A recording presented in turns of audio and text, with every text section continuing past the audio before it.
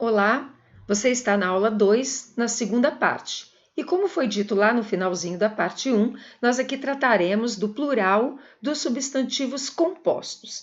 Como é que acontece o plural destes substantivos? Então, vamos lá. Quando nós tratamos de plural dos substantivos compostos, e aqui está a página para vocês poderem acompanhar lá no livro de vocês, na página 241, nós temos uma regra que nós chamamos de regra geral. Quer dizer, ela serve de forma generalizada. Mas, claro, toda vez que tem uma regra geral, quer dizer que depois tem regras que são específicas. Então, vamos para essa geral. Nós temos aqui um substantivo composto. Eu procurei trazer aqui exemplos que façam parte da rotina de vocês como estudantes de agropecuária, palavras que são do universo aí dos vegetais e dos animais. E eu vou ficar aqui no cantinho competindo com esses legumes todos que estão aí para cima. Então vamos. Se eu tenho a palavra batata doce, qual é a regra geral? A regra geral é eu verificar se cada palavra independente, sozinha, tem o plural. Então eu tenho ali batata doce. Como que eu vou aplicar a regra geral? Eu vou ver se a palavra batata e a palavra doce separadas têm plural. E é claro que elas têm. O plural de batata é batatas e de doce é doces. Então, o plural vai ficar batatas doces. Ok? Facílimo isso, certo? Vamos para o segundo exemplo. Couve, flor. Eu tenho a palavra couve e a palavra flor. Consigo colocar couve no plural? Consigo, couves. Flor também vai para o plural? Vai, flores. Então, o plural fica couves, flores. Aqui, claro, quando nós vamos fazer o plural de flores, além do S, depois tem que fazer o Ezinho, né? De mudança, igual lá atrás que nós vimos em mares, cores, mas é tudo a mesma coisa. Guarda-roupa. Eu consigo fazer o plural de guarda e de roupa? Não. Guarda, não. Por quê? Guarda-roupa é o nome daquele objeto, daquele móvel que normalmente nós temos no quarto, que serve para guardar roupa. Então, esse guarda que está ali é verbo. Eu não consigo colocar verbo no plural com S. Consigo fazer plural de verbo, mas aí eu tenho que conjugar, tenho que colocar pessoas no plural. Não é o caso aqui. Guarda não é um substantivo, então eu não vou colocar no plural. Roupa tem substantivo, tem plural? Tem. Então, eu vou fazer o plural de guarda-roupa, guarda-roupas. Agora, imagina essa situação aqui. Guarda civil. Esse guarda não é mais do verbo guardar ali. É uma profissão. É um nome que se dá a uma pessoa que trabalha com aquela coisa. Então, eu estou me referindo ao homem, à pessoa. Logo, é um substantivo. Tem plural esse guarda? Tem.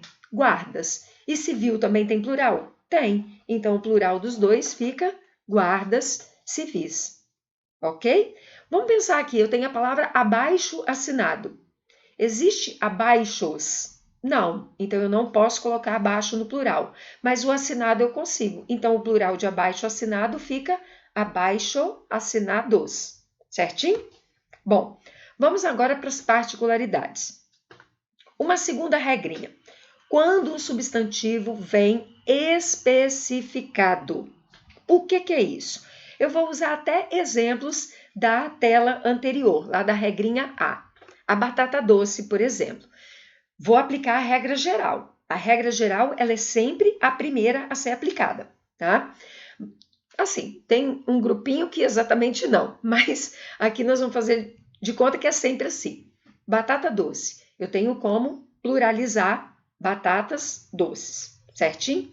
Só que esta segunda palavra aqui, doce, ela está servindo para especificar o tipo de batata, assim como baroa indica outro tipo de batata, batata baroa, inglesa forma outro tipo de batata, batata inglesa, né? Uma dica fácil, se você tirar esta segunda palavra aqui, ó, e permanecer o mesmo elemento, significa que esse segundo está servindo para especificar. Por exemplo, batata doce. Eu estou me referindo a um tipo de batata. Se eu tiro a palavra doce, batata, eu continuo tendo batata. Batata baroa, tiro baroa, eu continuo tendo batata. Batata inglesa, eu tiro inglesa, eu continuo tendo batata. Então, está especificando batata. E aí, então, eu tenho duas formas de fazer o plural. Eu sigo a regra básica, que é colocar ambas as palavras no plural, mas eu também posso colocar apenas a primeira palavra e aí a segunda fica no singular. Batatas doce, batatas baroa, batatas inglesa, certo? Vamos ver outro exemplo aqui. Chega de batata. Couve-flor. Eu tenho a regra básica. Couve eu pude pôr no plural, flor também eu pude pôr no plural. Quando eu tenho couve-flor, eu estou especificando o que é uma couve-flor. Não deixa de ser um tipo de couve, só que em vez de comer as folhas, pode também, né? Mas normalmente, em vez de comer as folhas, o que nós fazemos como hábito de alimento? Comer a flor. Se eu tiro a palavra flor, eu continuo tendo uma couve? Sim, continuo tendo uma couve. Então, eu posso fazer o plural de duas maneiras. Ou eu sigo a regra básica, aqui eu lembrei de pintar o ezinho, hein?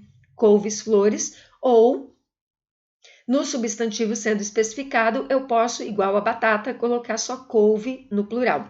Moleza, não é? Vamos ver outro exemplo. Lembra do guarda civil? Por que eu não trouxe aqui o guarda-roupa? Porque a palavra guarda já não foi para o plural, então não tem como eu trazê-la para essa regra, certinho? Guarda civil. Eu estou falando de uma pessoa que trabalha, né, nessa profissão aqui. Civil aqui, eu estou especificando o tipo de guarda? Sim.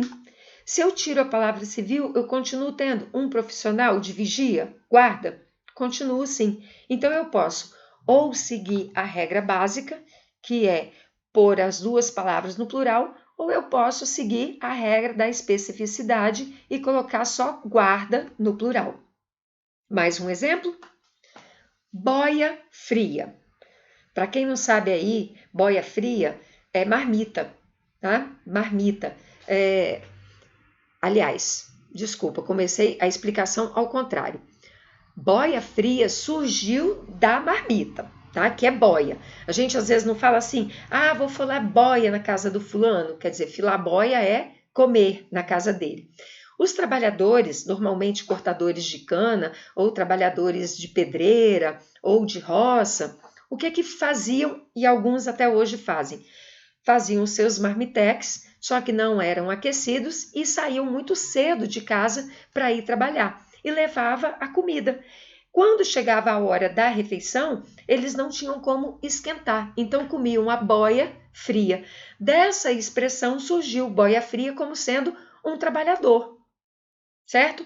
Bom, se eu seguir a regra básica, boia tem plural? Tem. Boias. Fria tem plural? Tem. Frias. Então, boias frias. Certinho? Agora, eu tenho também a regra da especificidade que aqui está? Não tenho. Por que não tenho?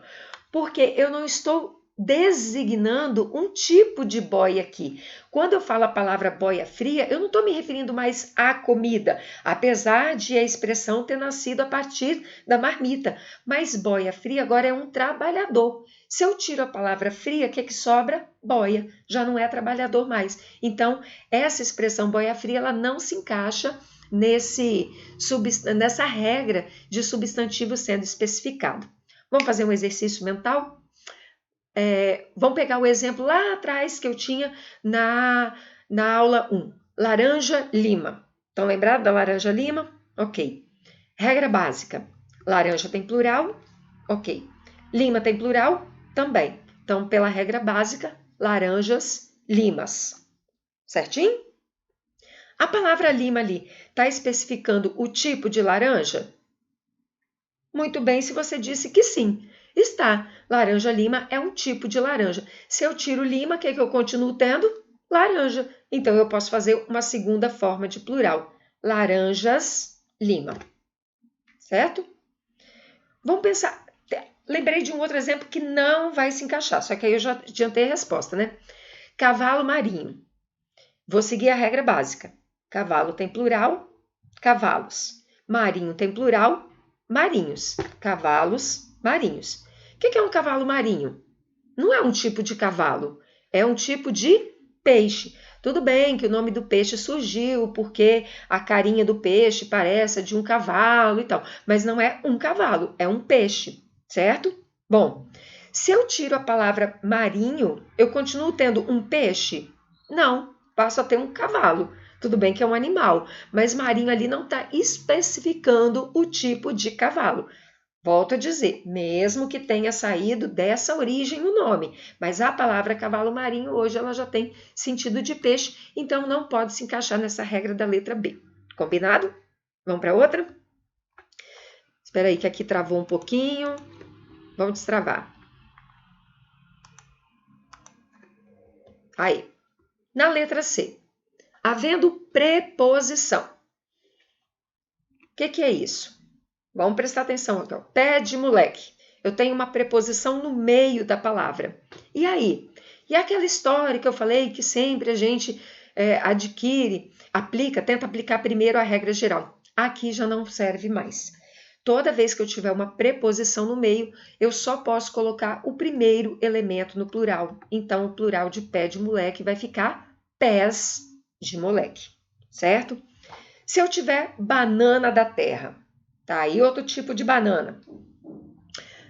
A gente pode depois dar um exemplo da letra B, tá? Sobre banana. Banana da terra. Eu tenho esse D ali no meio, indicando uma preposição. Eu posso aplicar a regra básica? Não. Somente o primeiro elemento vai para o plural, então o correto é bananas da terra. Deixa eu dar um exemplo da banana lá para a letra B. Se eu tiver, por exemplo, banana prata, está especificando um tipo de banana, certo? Então, regra básica, banana plural, prata plural, bananas pratas. Prata está especificando o tipo da banana? Sim. Como que eu comprovo isso? Tira prata, continuo tendo banana? Continuo, bananas prata, certo?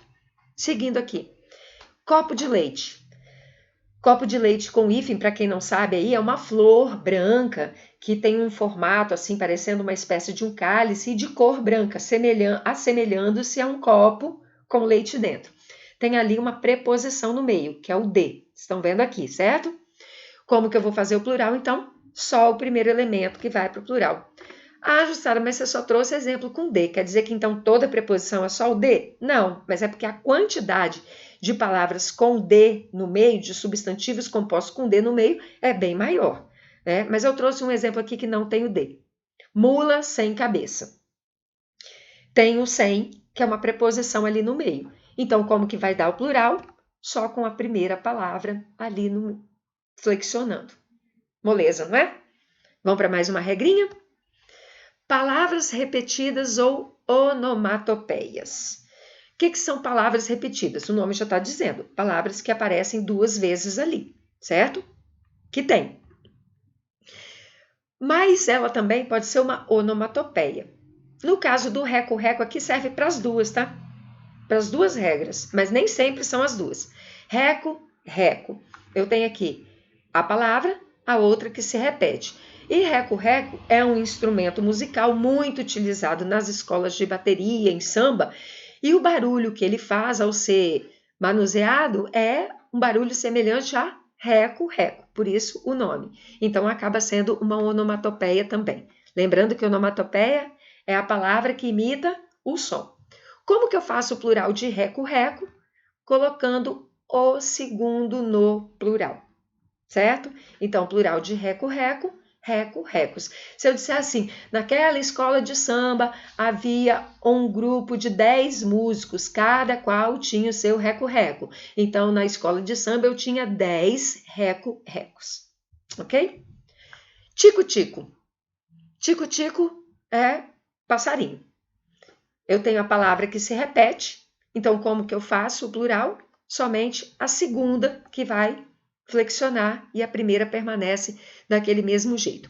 Tem um detalhezinho nessa regra que eu nem quis colocar aqui porque é muito pouco utilizado na linguagem comum. Vamos imaginar que essas palavras repetidas aí fosse verbo. Por exemplo, corre, corre.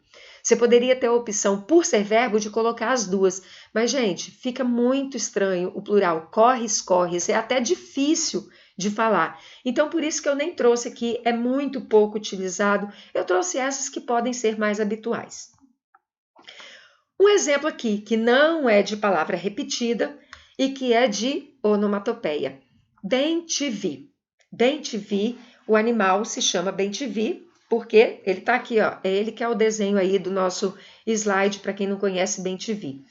Bem-te-vi tem esse nome porque quando ele canta, parece que ele fala e fala bem-te-vi. Então, o nome do pássaro foi dado de acordo com o som similar do assovio dele, do canto dele. Então, isso aqui é uma onomatopeia. Agora, veja que interessante. Vi é verbo. Verbo, como eu falei lá atrás, ele não tem plural colocando S simplesmente. Mas como bem te vi tudo junto formou uma onomatopeia, o plural então fica bem te vis. Ok? Vamos imaginar que eu tenho aqui galinha da Angola. Galinha da Angola, eu tenho o D ali no meio, né, que é uma preposição. Então, faz o plural, como na regrinha anterior aí da letra C. É só a palavra primeira vai para o plural. Então, fica galinhas da Angola. Só que em algumas regiões, essa galinha ela é conhecida de uma outra forma.